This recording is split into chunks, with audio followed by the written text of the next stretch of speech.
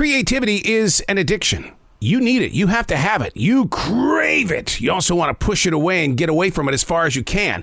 But it wakes you up in the middle of the night and says, come on, man, let's go out and play. But there are rules. I have to have some sleep. No, we'll get sleep tomorrow. Yeah, I promise you I'll be good. And the next night comes along and, oh, hell no, your creative level is worse. Unplugged because we will always say yes to creativity. Totally Uncut because we all make mistakes. So turn it into a tool. This is Arroe Unplugged. All right. A little bit of a Wolfman Jack vibe there, isn't it? Yo, baby, you got the Wolfman Jack show. Or, hello again, I'm Casey Kasem from American Top 40. And now, the 40 biggest hits in America. How you doing? You doing good? No impersonating here. Let's just be each other. That's what this is all about. You know, a thought entered my soul early this morning. Multiple times during my daily writing, I have mentioned something about the future reader. Dear future reader. Addressing them in a way of being present in their moment of what is right now. And then I realized, and I hope I'm not crossing the line here, but aren't all books, including the Bible, written for and presented to travelers beyond our time?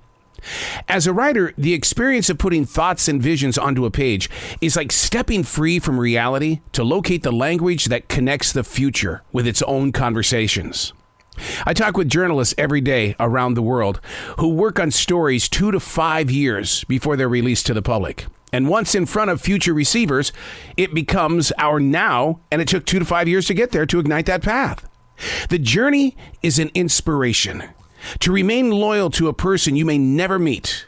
The impact of having the type of energy that could inspire other writers and creative minds. What you do is you think of the future receiver. Dear future reader. This podcast is a great example of that. I don't know what date you're presently on. My date happens to be November 16th, 2022. Where are you? And is this one of those letters? Dear future listener. Hey, it's Arroe. This is The Daily Mess, a chronological walk through an everyday world. I am a daily writer, and even as we speak, as I look out this studio window overlooking this gorgeous forest in South Charlotte, North Carolina, a 6-point buck, a whitetail, is walking by the studio. He just happened to look in like going, yo, what are you doing, man? And it's a moment. It's a moment of right now. We have deer, and they just love being with us. And looking in the window every now and then is what they do, and you giggle like a child. You know what? You got to document it, because there's always something special taking place in your every moment of right now. This is The Daily Mess. And surprise, it's another cloudy gray day. Combine that with fewer hours because of daylight savings time. Moving beyond what toils with your emotions requires more than just having a positive attitude. The activation demands physical movement. During my conversation yesterday with Jake Steinfeld, he's Body by Jake, I spoke of local gyms being subliminal walls of impatient negative fuel. You know, news, talk shows, sports, sitcoms, dealing with reality. Those on treadmills to stationary bikes to even pumping the weights, they add flow to their body supply.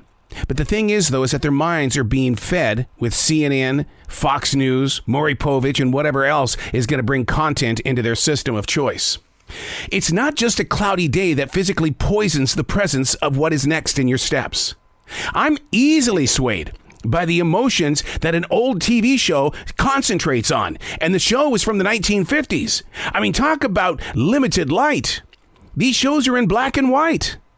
Awareness of the subjects that they're carrying is what gets inside my mind, body, and soul, and I've got to make a choice.